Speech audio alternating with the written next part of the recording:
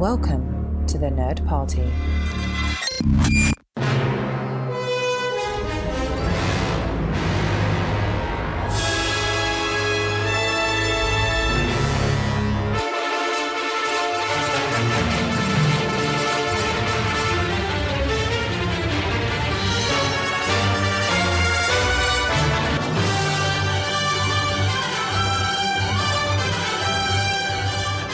Hello and welcome to Aggressive Negotiations, a Star Wars podcast that focuses on the questions that sometimes get left a little unexplored in the Star Wars galaxy. I'm one of your hosts, Jedi Master John Mills, and with me as always is my good friend, Jedi Master Matthew Rushing. Matthew, how you doing today? Doing great, John. Doing great. Why does everybody want to go back to Jakku, though? That's my question. Why does everybody want to go back to Jakku? A very good question, because as you know, the Force Awakens got unleashed on Blu-ray I like what you did there. And digital download, and thank you, and DVD and whatnot.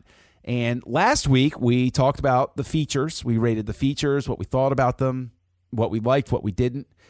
This week we're going to revisit Jakku and Starkiller Base and all of those places, and we're going to talk about the movie through the lens of this home release, now that we've been given the opportunity for the first time since the theaters to actually see it in our home environment. As we all know, home environment changes things. It changes whether you can pause it, whether you can fast forward it. Changes whether, you can watch it on your phone while you go to the bathroom. Instead of having to, pause the movie, you just pause the movie there and That's pick it up true. on your phone. You know what I'm saying? Right. You can carry it around. You can watch it in bed.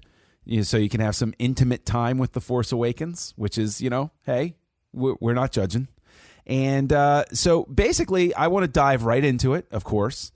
And Matt, now that you've had a chance to watch it at home on your undoubtedly theater-sized television screen, in your perfect surround sound theater that you have in your house, your fortress, if you will. A solitude, one might say.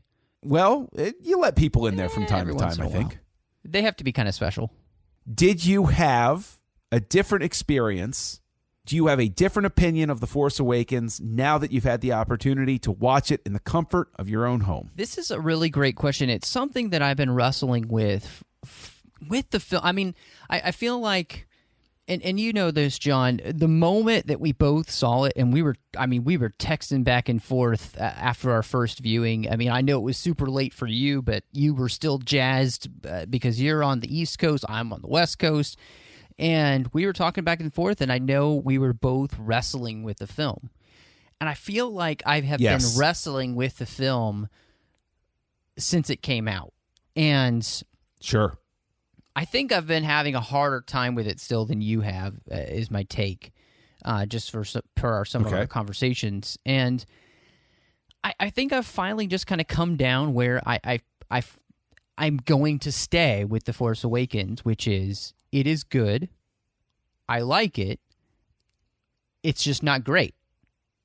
The reason I say that is because the more I watch it, unfortunately for me, the more I'm reminded that JJ is a good mimicker, but I don't think he's really good at stretching the Star Wars universe. And I think after coming off of the prequel trilogy, the Clone Wars trilogy, where George really spent a lot of time stretching what Star Wars was and giving us a lot to chew on and a lot to think out. In fact, I even think, when we talked on the 602 Club through the entire saga together, yes, I came away with the realization how much deeper the themes are in the prequel trilogy and how much there was to wrestle with and how relevant it still was.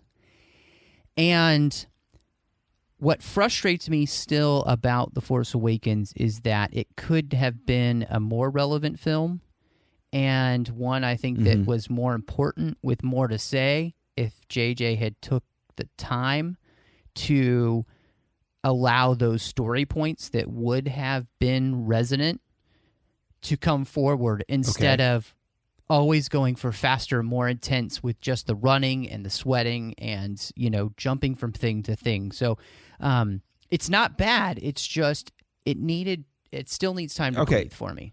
So if I'm reading you right, basically what you're saying is that this is Star Wars purely as entertainment and not as art. Yeah, I think that's what it is. Okay. You know, and now let me say, I think, you know, the original Star Wars film is such a hallmark because it had all of that entertainment value, but it also had the thing of being able to introduce us into a world of storytelling of archetypes and the hero's journey that we just weren't getting in the 70s. Does that make sense? Well, I mean, the thing is, Star Wars, the original Star Wars, has the advantage of occurring essentially in a vacuum. The Western had died out for, by and large, Westerns were gone. And so Star Wars, in a sense, even though it's, a sci-fi fantasy tale, it slid into that Western category of the hero, or even the pirate story, or, the old swashbucklers. And that's what Lucas was trying to go for. I will never forget the exact quote from the original making of Star Wars that aired on television back in the 70s. Where he said that he just wanted to make a good, wholesome adventure.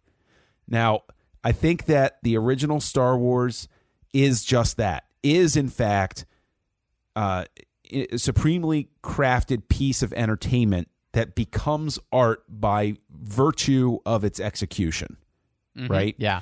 The depth that is, a lot of the depth that is read into the original Star Wars now is added on through layers of The Empire Strikes Back, then Return of the Jedi, then the prequels and the Clone Wars, and all of that stuff adds into that. And in actuality, you can tell that it's the work of a filmmaker who's going for broke. Yeah, definitely. Lucas didn't think he was going to get to make another one. He'd been disappointed by THX 1138, and so he was like, I'm just putting it all out there, and it's just going to get done. All that being said, where I will agree with you is that Abrams doesn't color outside the lines. He stays in this established universe, and I think that in a lot of ways, when we've discussed this before, though I've warmed up to several of the design aspects, it still will always sort of stick in my craw that there was no, like, at the very least, the design aesthetic was stretched with each new movie. Even if they were definitely varying a theme, the TIE Fighters changed from Star Wars to Empire, as do the Star Destroyers, because they wanted to make them better. And the Executor, or Executor, however you want to pronounce it, the Super Star Destroyer, that becomes a statement about Star Destroyers in general. And then they don't even need to. They add TIE Interceptors and A-Wings and B-Wings and TIE Bomb. All of these things get added in, and then you have the prequels as this explosion of design, whereas there's very much a feeling of static about the design aesthetic in the Force Awakens. That being said, there's still some very successful moments. Like, I think Kylo Ren was a design that I didn't like at first, but I've really warmed to, and I've come to love the design aesthetic behind that, the lightsaber, the helmet, all of that.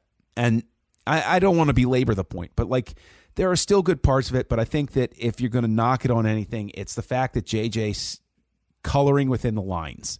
He doesn't, to borrow your term, he doesn't push, he doesn't stretch outside of a comfort zone, either for himself or the audience. Yeah. Well, and I mean, even let's just take the finalizer, the Star Destroyer. There's nothing super exciting about it. I mean, it's kind of got this weird middle cutout. Like, we didn't have the money to finish all those decks. So no, see, the thing is, I found that actually to be an exciting and neat little tidbit. What really, I mean, like, if I'm going to go after the military hardware, for me, it's the introduction of missiles into this era of Star Wars. Like, we got missiles in Revenge of the Sith and in the ground combat on with Attack of the Clones on Geonosis. But the missiles in this, like, I thought were a neater, cooler execution of the missile idea, if you will. Although it took me 2 viewings to get visually where Poe and Finn were flying through the center of that ship. Like, the color, this is going to sound weird, but the color of it was too dark. Like I wanted that Star Destroyer needed to be brighter. Well, and not just that, but I would say this too, is that George was so good at establishing shots so that you saw, you knew, you understood the geography. That is something that JJ and his editor don't do. They don't really. Well, they just. And I think with that with the finalizer, it's a little tough. I agree with you. I mean, the thing is, watching it again at home, I get the sense, in all honesty, what has made me warm to it a bit is I feel like this is the closest we are ever going to get to a Star Wars movie directed by Steven Spielberg, which is what Return of the Jedi was supposed to be. Because if there's any influence on J.J. Abrams that shines through in every one of his works, it's Spielberg. And I think that this is a Star Wars Spielberg movie. I think that makes a lot of sense, and I can definitely see that. And as much as I like Spielberg, I don't feel like that his movies resonate as thematically when he's not working with George. Because there's a lot of interesting thematic elements that come out in Indiana Jones, but those come from the writing, not from the directing. Now, please, Spielberg did Raiders. things like Schindler's List. That's what I'm saying, though, is that his more popcorn features tend to be very popcorny and very featurey. There's not tons of substance. And so, say, again, here in The Force Awakens, there is a place that substance could have been really added, but they shy away from adding in that substance, and they let the ancillary materials kind of give that to you, which is, it's unfortunate. It's just unfortunate. Well, here's the question I have, okay? Because, I mean, we could quibble back and forth, and we have in the past about, there's a lot of ancillary materials with the originals that informed that we didn't even realize it was doing that, and the toy, blah, blah, blah, blah, blah. So I want to ask you, because there's a theory that I was introduced to at a young age that I've always sort of like held on to. It was an uncle of mine that said this. And don't ask me why it's hung on to me. It's a really long story. Nothing bad. It was just an artistic discussion with an uncle. But he was the first one to introduce me to the thought that even if an artist doesn't intend for a certain meaning to be there, basically an artist's subconscious, I guess he was a Freudian, an artist's subconscious comes through in his work. And I want to know if you subscribe to that theory. Is it possible for you that there is a meaning even unintentionally infused within this work that could give it a richer depth? I definitely suppose that there could be. And I guess that leads me to a question that I had for you. Mm-hmm. Do you see any deeper meanings in The Force Awakens, beyond just, I guess, the very...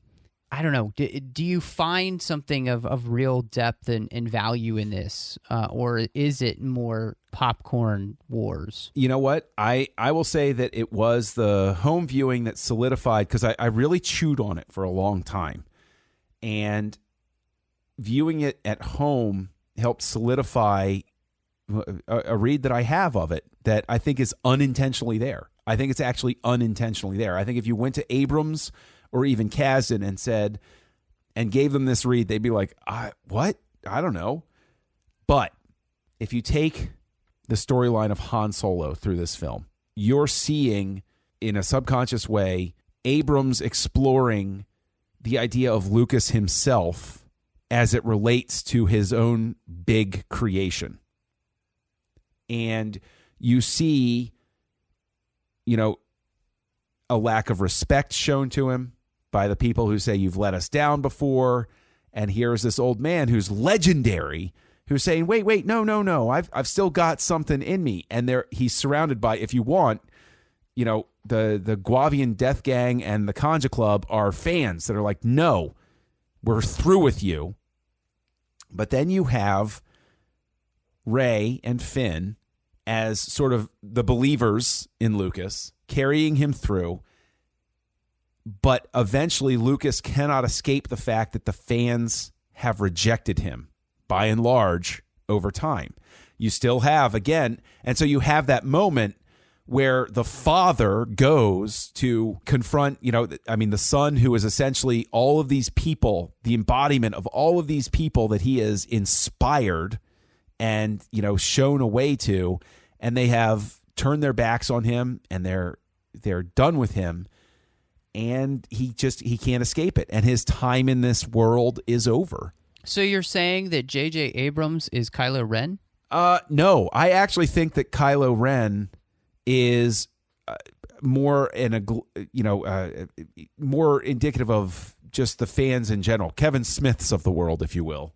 Whereas if you look at Rey and Finn, you can kind of see some Abrams in them, right? Either one of them, where they still recognize their own, that they're neophytes. I mean, if anything, you want to put Abrams into Rey, because Rey is the one that figures out, no, I'm the one that can save this. Now, again, I know that this could be a stretch, but for me, it's a meta read that actually works with the movie overall. I mean, I like that. I think it's definitely valid. If you see it in the movie, I don't, nobody can take that away from you. I think and it's great that you do. I think maybe part of it, and I'll just be honest, I think I was spoiled by the prequels and the depth that we could mine and talk about for hours on end, the discussions that you got about the mythology and everything else that came out of those, and then what they added with the Clone Wars and all, and let me propose this idea to you, that I think that possibly another jarring thing, and this is another read that I've taken from it, is because of the way the prequels worked and were constructed, is, it all ties together, all six tie together, but they're really sort of like their own stories. They repeat in that tone poem sense, but they're not, like, you can watch just the prequels and you can watch just the originals, and they still work as their own stories. Whereas Force Awakens seems to be an effort to turn the original trilogy into a 6-part story, as opposed to being its own 3-part story. Does that make sense? I can see that, because I do think unless you have seen all of the films, honestly, all 6, 7 just doesn't make as much sense. It's so shorthand, and obviously I get all the shorthand because I'm a fan. But I mean, I think if you're going into it, it's the very first Star Wars film, there's so much you won't get that you won't even know you're not getting. So you feel that if this is somebody's very first exposure to Star Wars, because of course we talked about it on an earlier episode, viewing order, you'd never show this number 1 to them. This is always going to be after the original trilogy's over and done with. I think so.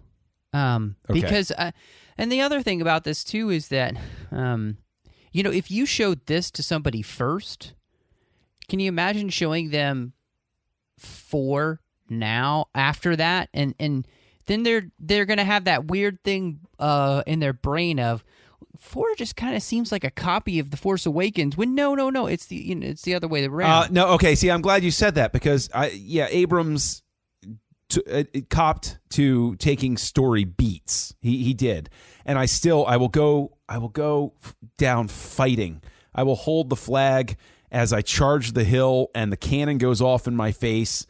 But I will completely go down swinging, saying this is not a copy of A New Hope. This is a copy of Return of the Jedi, because if you look at the way the ending breaks down, right, the land attack plus the space attack plus the station plus all of this stuff, it's much more evocative. I feel that this is way more evocative of Return of the Jedi than it is evocative of A New Hope. And so the interesting thing about that is that Return of the Jedi itself is evocative of A New Hope. So this is an echo of an echo already. And maybe that's why so much of it feels hollow. I think you may have just helped me figure that out. Why so much of it does feel hollow. Now,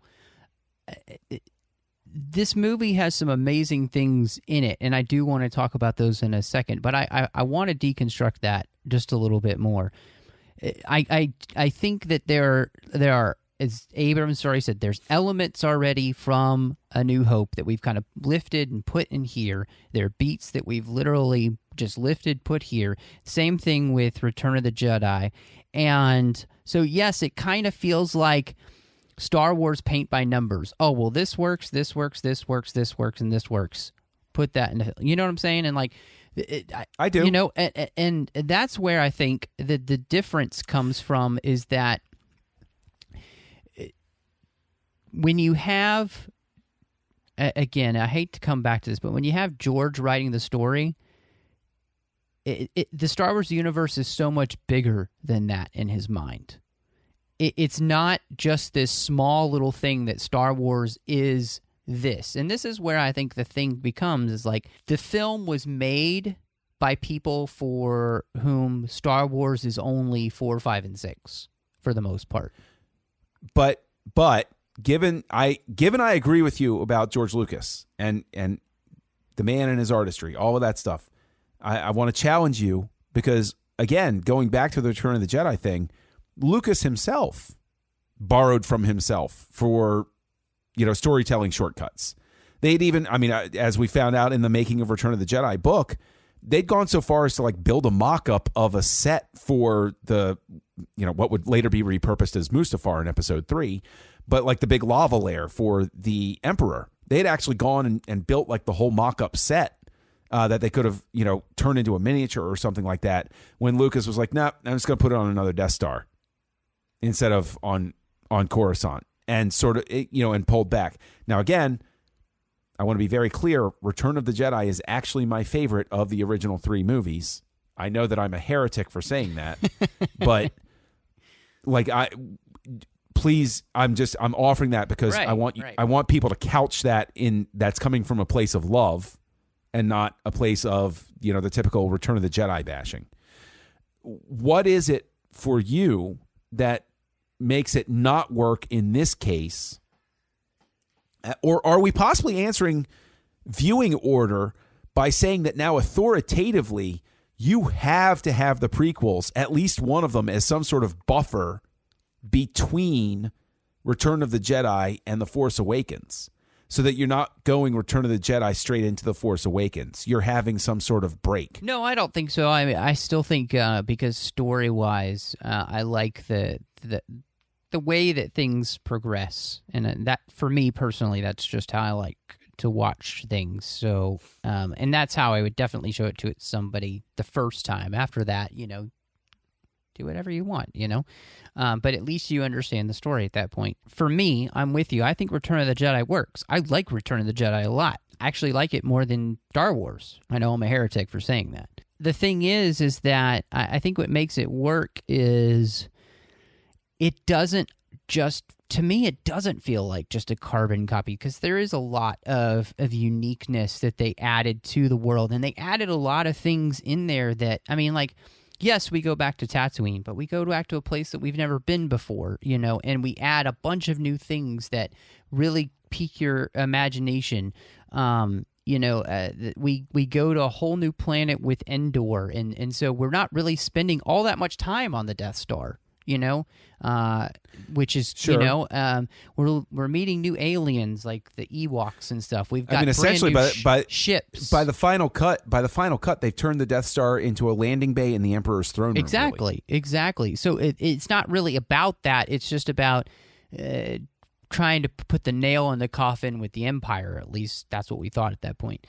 I think the thing about The Force Awakens is that, especially in that last act, that last third, I really do think that it becomes so much a copy. You've got the lightsaber battle going on, you've got the sky battle going on, and then you have this kind of sky battle going on, and now I'm with you. I get what you're saying, but actually viewing it at home, what's strange is I came to sort of embrace the third act this time around. And I had embraced it before, aspects of it before, but what I found this time, and I'll go ahead and say it, is maybe, I don't know precisely why, but viewing it at home, the ending seemed to work better for me. And all the way up to the helicopter shot that I've spent months railing against at the very end. And that's because I think that a helicopter shot just works better on television than it does on a big screen. Yeah, definitely. But what I will wind up using, and I'm going to call it a cheat, although I don't think it's a cheat, although other people have said it's a cheat because they don't like it when you use it to talk about the prequels. But the whole tone poem, ring theory as it's come to be known, is something that's been, I haven't read everything about, what they say in ring theory and everything, but basically with a lot of the tone poem stuff, like it's very evocative of Norse myth. And like if you go to the saga of the Volsungs, it's literally people with the same names going through almost identical situations one generation after another. So that as a Western audience, we look at it and we're like, dude, like you've even got the same name. How can you not figure out what's going on right now? Whereas for audiences back then, basically just a long way of saying like something that's borrowing the story beats isn't, like it's not as big a knock for me as I might have originally taken it to be. And what I found viewing it at home was I didn't even notice anything story beat evocative or repetitive or anything until after they left Jakku. Like I was in it through that Falcon chase. Honestly, is a beautifully shot sequence where they steal the Falcon and then get away. And I originally railed against the Rathtars being like, oh, well, Han Solo doesn't need a reason to get into the ship. It felt like a forced reason to get Han Solo to get into the Millennium Falcon. But then I realized, and maybe it's because of the meta read, that the whole scene works because it actually is a really good character moment for Han Solo to lay it out there and say, he's done. Like he's literally, he didn't do what he was supposed to do. Like in a sense, it's a condemnation of Solo for turning his back and leaving his family. So maybe that read in and of itself sort of, triggered more acceptance on my part. I don't know. Yeah, I like that, and I think it's really good. I think some of the things that still bother me, especially in the third act, are, and I hate to say this, but the CGI work in the sky battle is pretty awful. And there's really, yeah, I think it's really bad. I don't think that there's one thing that was so great about the way that all the Star Wars films were edited beforehand is that if you were in space, you were telling a story. You were following characters. Return of the Jedi is a big example of that happening when they're having their space battle. Obviously, Episode 3, the beginning, is a huge example of that. Still the best space battle. It's incredible. It's incredible. Yeah. So this one, it feels muddy, and you never know what's happening. It's just stuff flying around, and you're almost barely ever following a character that you even know their name.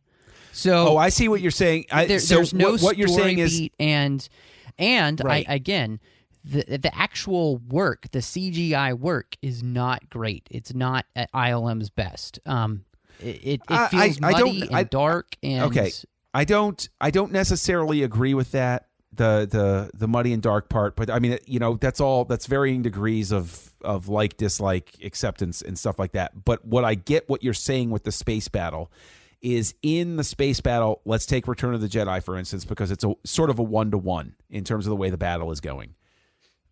I think that this speaks to something that they didn't elaborate on enough, that we dinged in our previous episode about the special features, is Poe, if Lucas were telling this story, that entire flying battle would have been through Poe's point of view. There wouldn't have Right. been as many cuts away to pilots we've never interacted with before this moment, right? Like there are pilots getting shot up and everything in Return of the Jedi, but they're there for a scene. Or at least with Green Leader in the Return of the Jedi battle, we're there with him the whole time. We see him at the beginning, we see him in the middle, we see him when he dies. Whereas with this, all of the pilots are given equal weight, even though Poe is the one we're supposed to care for most. And maybe that speaks to what we dinged about them not talking enough about last time, which is that must be the way they inserted Poe. That was another character, and they just said, nope, that's Poe now. You know what I'm saying? Like, maybe that's why it's muddy, is because it should have been that whole thing should have been rewritten to show Poe primarily, because he's the one we're supposed to care about. And I also think that my ding there is about the editing of it in general. And it's all CGI work, so it's the editing of that to give you the establishing shots so you understand the geography of where you are. And again, that's something that George is really good at in the editing bay, making sure you kind of understand, okay, where is it that they're trying to get to? All of those storytelling elements that need to be there, it's just not there. And yeah, it's just another Death Star trench run that George was always telling people, don't do another trench run. Just don't do it. And at least in what made it work in Return of the Jedi is that it was completely different and super exciting because it was inside the death. I mean, the thing is that quote unquote trench run is just a final run. Like, all of the fighting didn't occur in the right. It's different enough. Right. Well, no, it's almost like a video. I mean, at that point, it was almost like a video game where you're trying to maneuver your vehicle through, the deadly traps so that you can, shoot the thing. And it was an incredible feat in 83. Now, the thing is, speaking of the story beats, we've hit on a couple of story beats that are, that were borrowed, that Abrams himself has said were borrowed. Obviously, they don't. I don't think they get as much under my skin as they do yours. Not a knock, just an observation. And what I want to ask, because I've maintained this for a long time too, is if you take the Star Killer base, and the thing is, I've been saying, if you take Star Killer base and you don't make it a giant Death Star, if it's just a base somewhere, and they throw the Resistance declares war, does the movie work better for you? If you don't have this hyper light speed Death Star weapon firing on and destroying the Republic homeworld. And then I have a follow-up question. That's a yes or no. Does it work better if you subtract the long-distance Death Star? Yes. Okay. Second follow-up question. If you keep the long-distance Death Star, but you open the movie, not the right opening, not right away on Jakku or anything like that, but you have them destroy the Republic homeworld, not in the second act, but in the first. Destroy the Republic early on. Have it be some sort of retaliation for something, for failing to get the Skywalker location or whatever you want to make it. Does it work better then if the Republic homeworld is destroyed way earlier to make it more of the whole movie a coming out party for the First Order? No. Because I still think that what needs to happen is we need to understand the New Republic. We need to have some sort of feeling towards the New Republic, because the only thing you feel when you see that world destroyed is, what's that? Oh, it's the Republic. Okay, thanks for telling me that, Finn. But I don't care. I don't care because they've given me no reason. They haven't earned that moment. People have countered that. I'm not saying I'm one of them, but people have countered that as saying you don't know anybody on Alderaan, and Alderaan gets destroyed. No, but you know Leia, and you know that's her home planet, and you know her family is there. Right. And so that's what makes it mean something. But I'm not taking up that. But the thing is, I would say if you move it to the first act and you have Leia escape.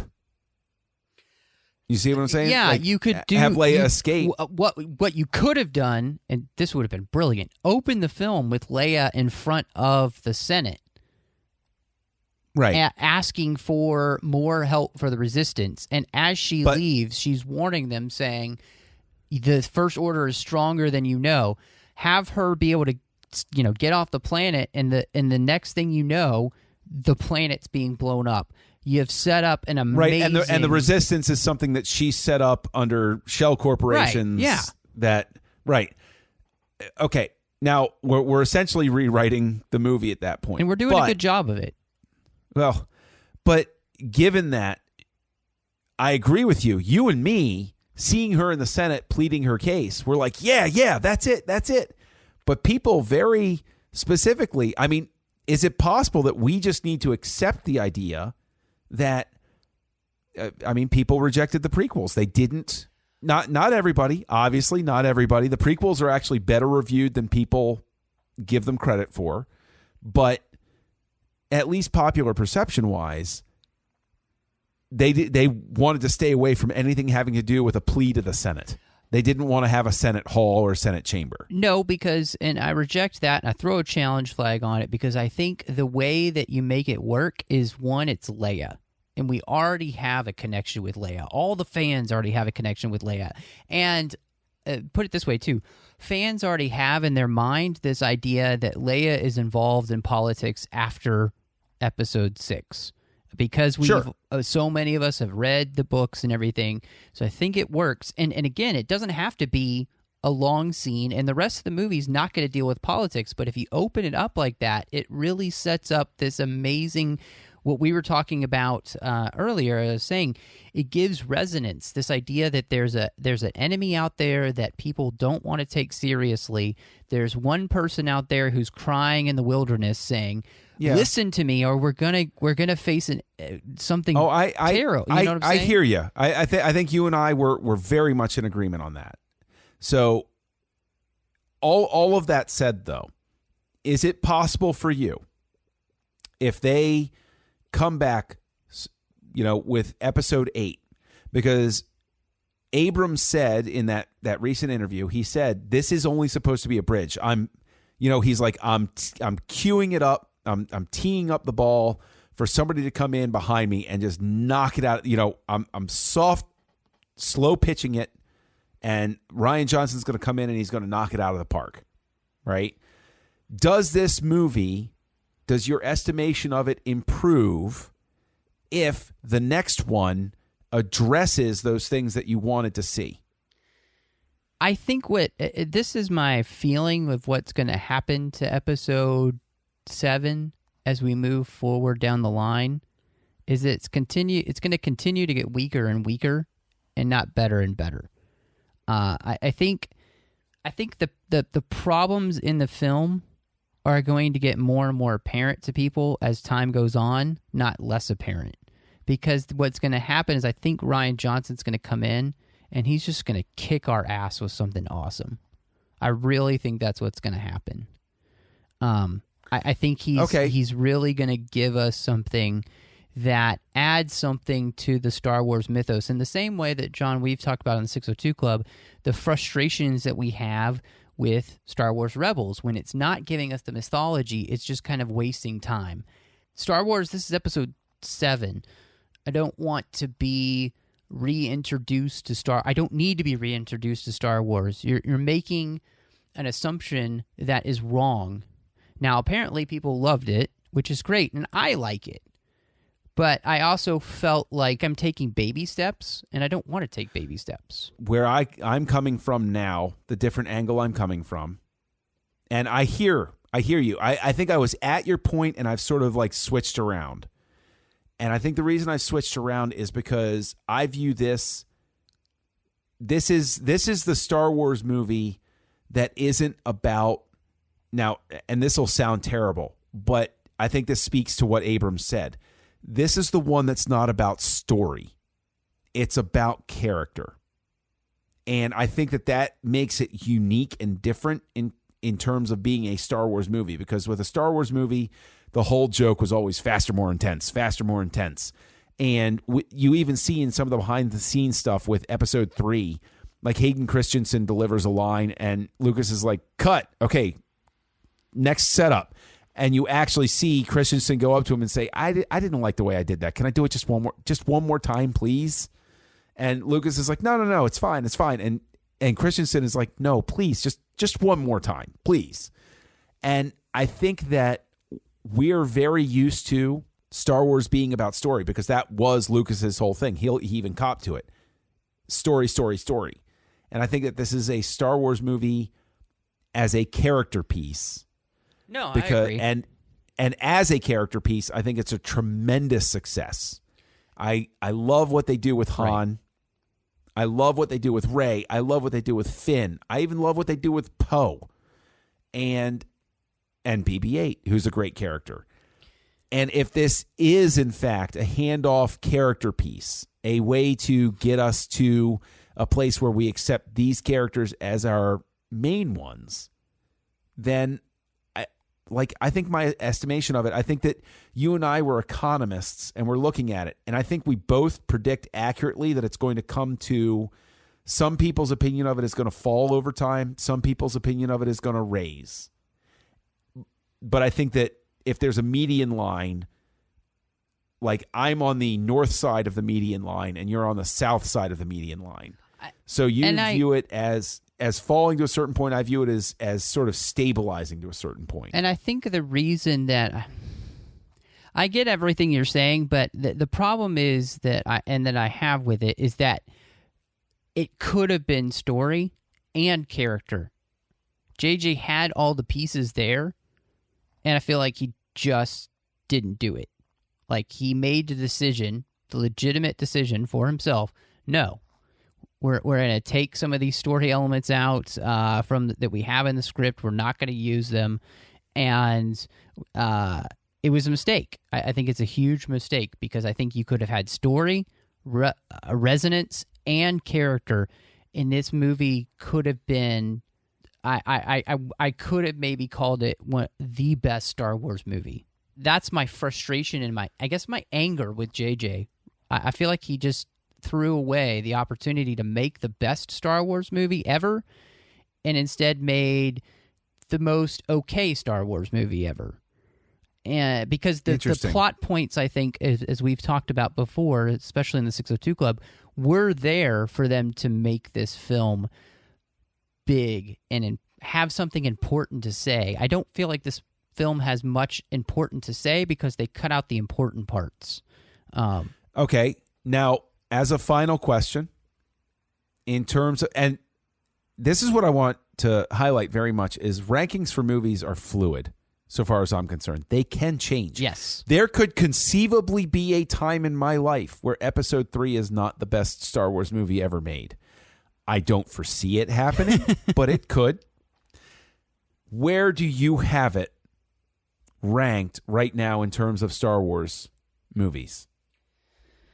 Not including the holiday special or the Ewok Adventures. I'm not that kind of person, John. You know that. I don't play that game, you rogue.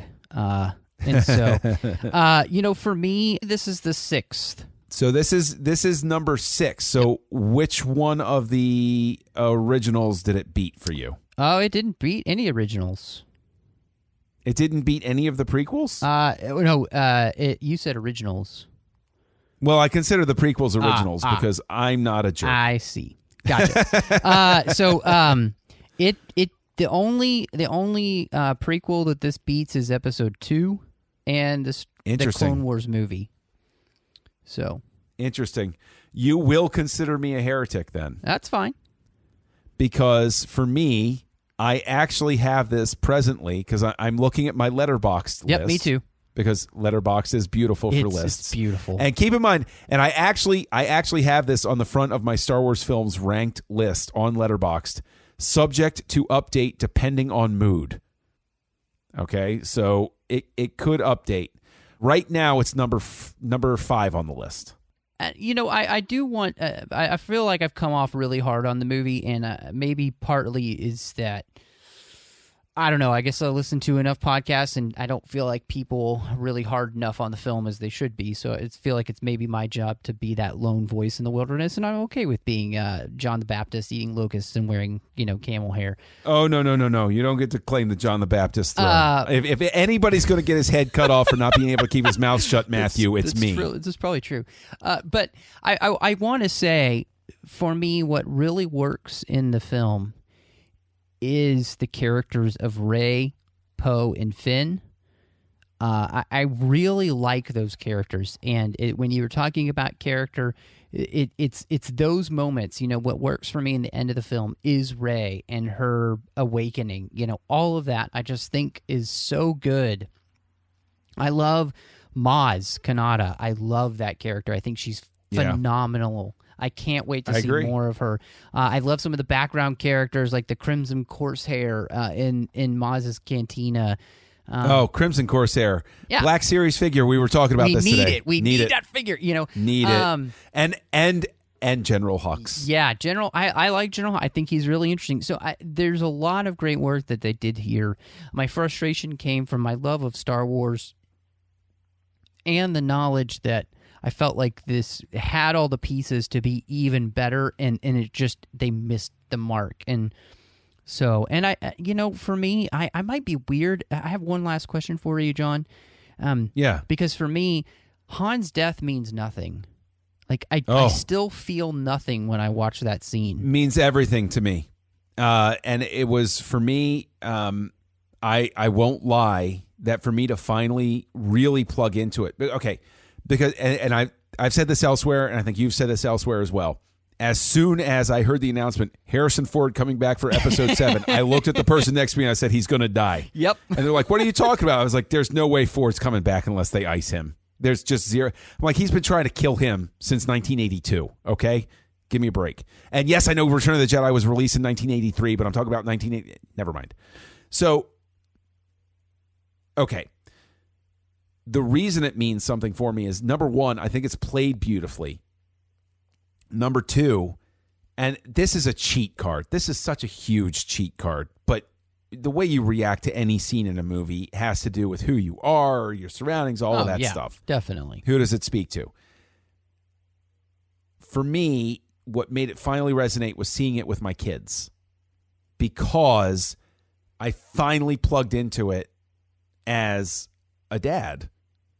And there is a moment in that I find so, like, I actually get a little emotional even just thinking about it. But the fact, and it's such a brilliant choice. I don't know whether this was something that Ford came up with on his own, whether they workshopped it, what they did. But the simple fact that as he's stabbed and he knows it's over, he looks at his son and he gently touches his face, as if to say, I still love you. Even now, I'm never going to stop. And not even just as a dad, but like as a parent, no matter what, your job as a parent is to go, and if your kid is making bad decisions, to go and say, stop it. You can change. You can make your life better. And then even if you're faced with the ultimate betrayal, your job as a parent is to say, I still love you. Like, even though I want you to be different, even though I want you to change, even though I want you to make smarter decisions, I will never, ever give up, no matter what. And I think that scene is just beautiful as a result of that. I really do. I think that it's a scene that is just for me, that's what makes it resonate. And I feel like that is probably the reason it hits a lot of people. Is something similar. I don't know what it is.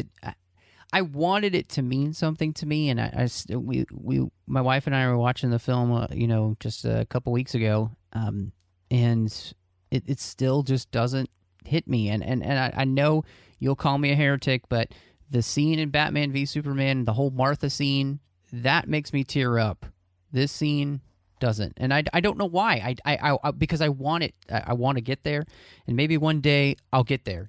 I just want it more earned, and it wasn't earned for me with Han. And maybe it's because of just it's so meta for me that I know he's going to die, and so it's like I think that is the fairest point. I think that is.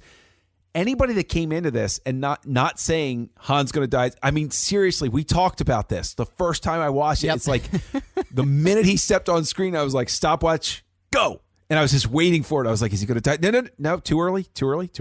Is he going to die? No, too early. Oh, this is the scene he's going to die, So I do agree with you. I think that meta knowledge thing, and maybe that's why as like an escape valve in my brain, I've sort of come up with this meta read of Han representing Lucas.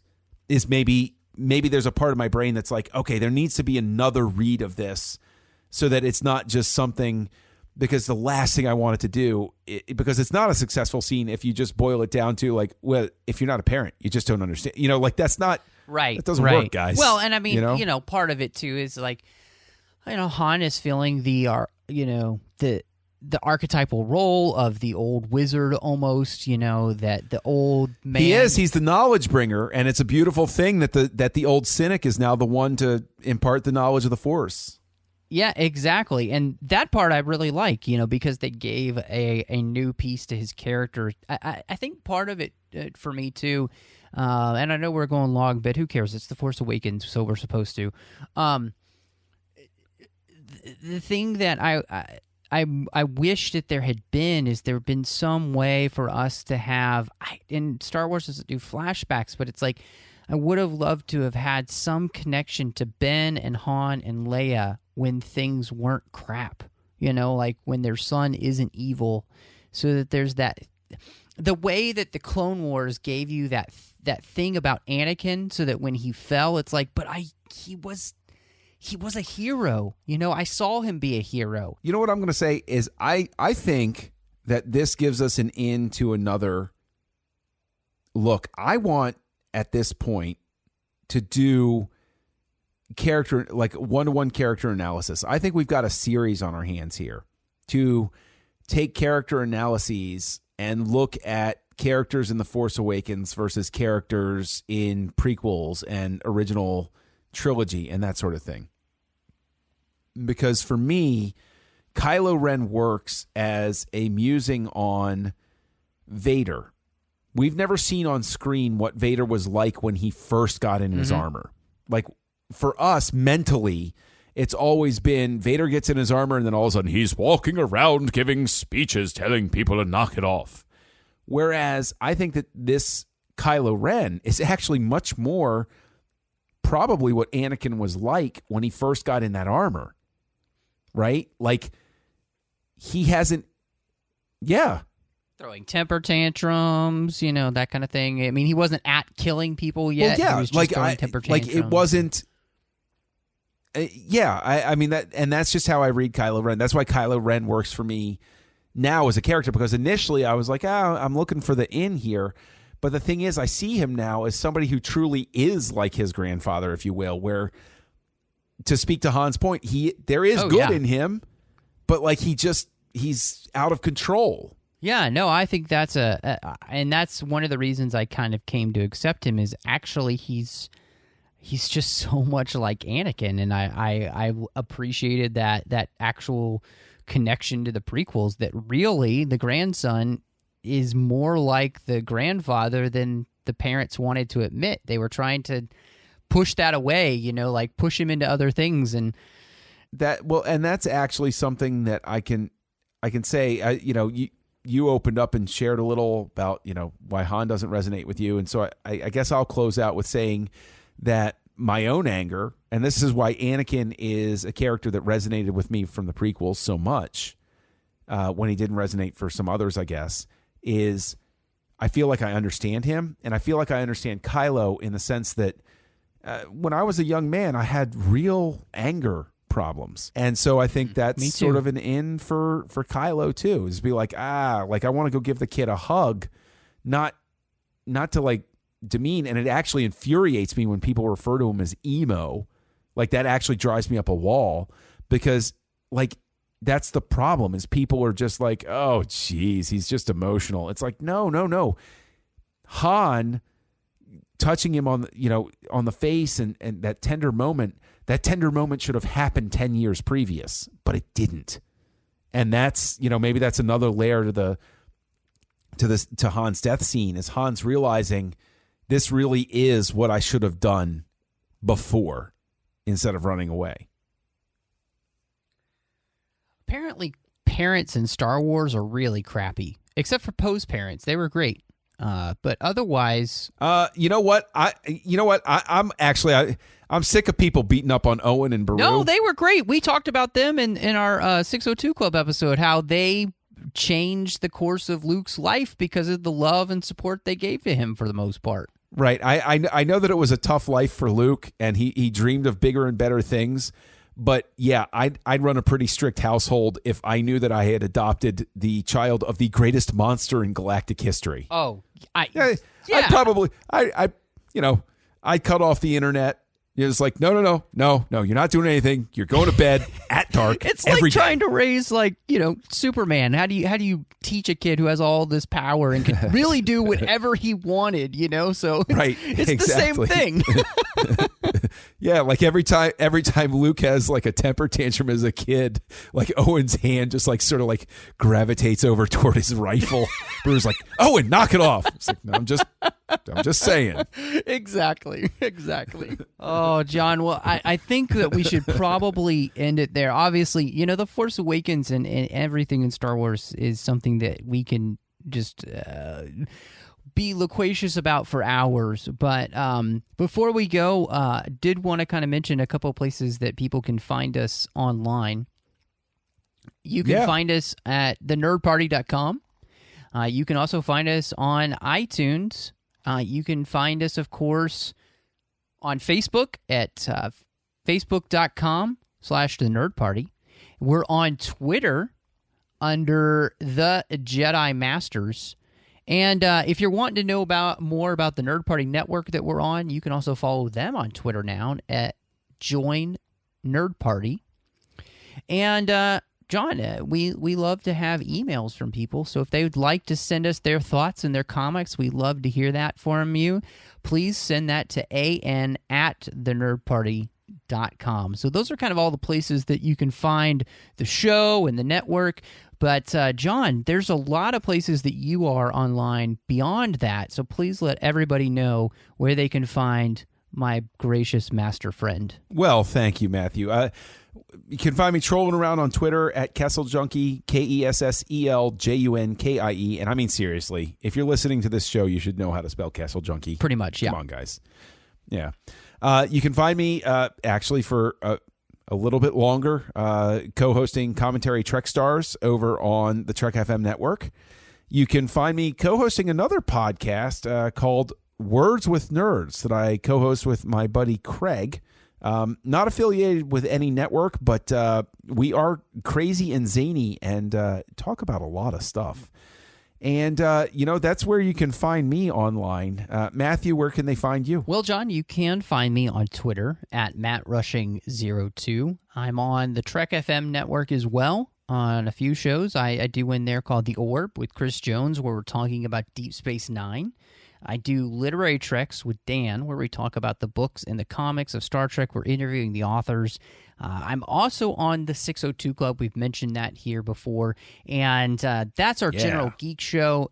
We cover all sorts of things on there. I mean, it's just so much fun choosing whatever's come out or something old, TV show, whatever, we're talking about it. And, of course, we have the Star Wars special feed for the 602 Club as well, which everybody should check out because, John, you're on almost every one of those shows, which is a joy. People just need to listen to that. So It's really the godfather of this show. That's true. It actually is. So it gave birth to this show.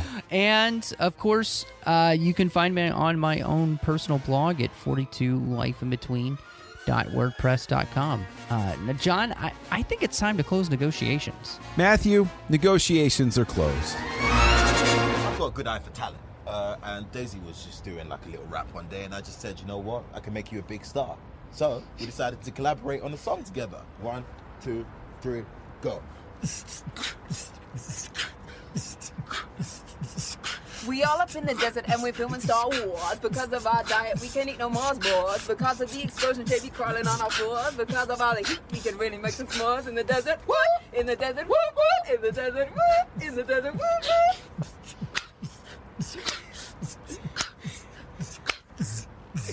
Go to light speed. I